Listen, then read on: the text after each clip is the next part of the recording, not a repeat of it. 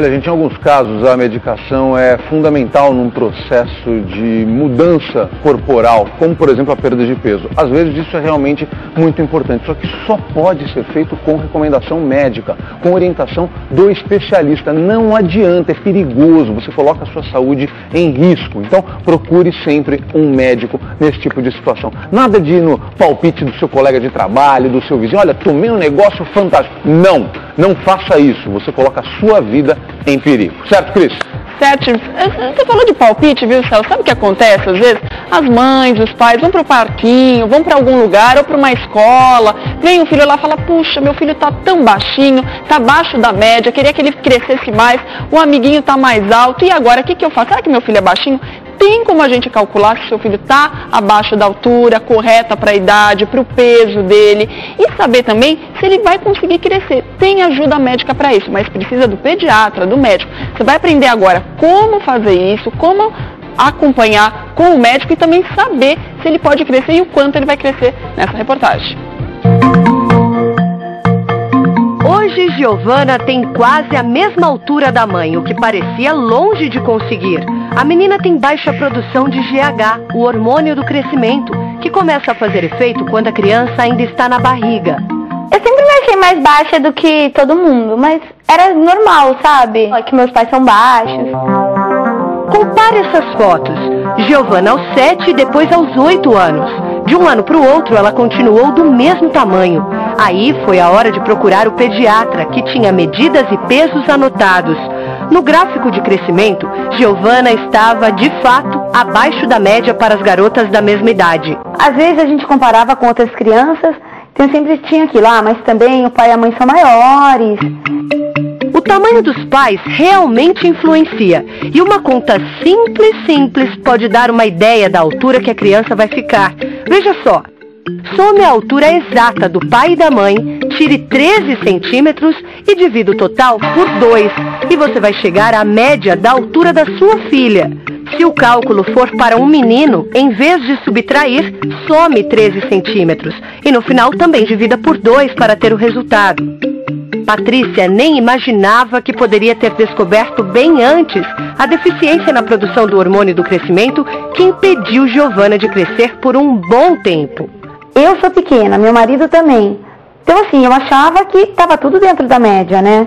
Por isso a frequência ao pediatra é muito importante. No primeiro ano de vida, as consultas devem ser mensais. No segundo ano, a cada 3 meses. Dos 3 aos 7 anos, de 6 em 6 meses. E dos 7 até a puberdade, todos os anos. Porque só o médico pode fazer uma avaliação das medidas e do crescimento. E não é só a fita métrica ou a balança que definem a necessidade de um tratamento.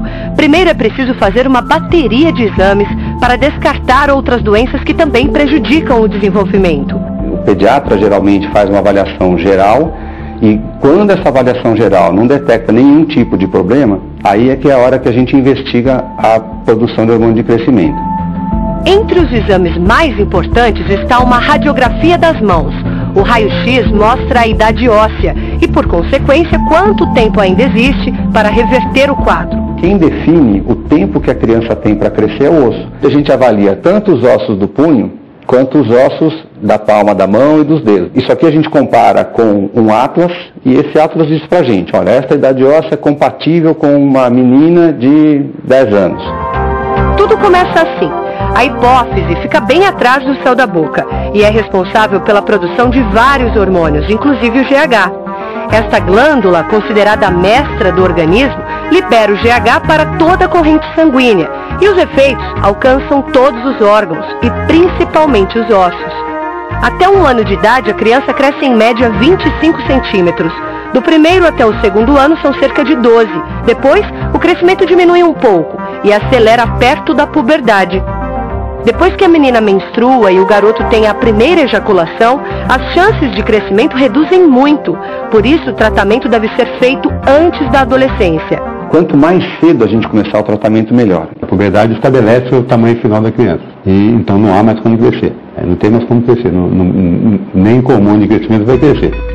Aos 14 anos, depois de 1 ano e meio de tratamento, Giovana volta ao pediatra para receber um novo gráfico. Quando atingiu pouco mais de 1,50 m, pediu para interromper o tratamento. Já estava satisfeita com o tamanho. Chegou uma hora que eu falei assim, pronto, já deu, já tomei 500 picadas, não aguento mais. O tratamento é feito com a injeção subcutânea do hormônio do crescimento, que a partir da década de 80 passou a ser produzido em laboratórios. A aplicação deve ser diária. Existem seringas, canetas e aparelhos mais modernos que facilitam. Como o hormônio é tomado à noite e por um período longo de mais de 1 ano na maioria dos casos, é sempre alguém da família que aplica. Um desafio foi encontrar o medicamento, que é muito caro, quase R$ 2.500 por mês. Tem na rede pública, mas não foi tão fácil para a Patrícia conseguir. É um processo demorado, mas vale a pena. A altura não é só uma questão estética. Ele é um hormônio que permite que a composição corporal da criança ou do adolescente fique normal. Além disso, muitas crianças sofrem bullying por causa da deficiência do hormônio de crescimento. A falta do GH provoca problemas psicológicos e sociais. No caso dos meninos, as queixas geralmente são mais frequentes.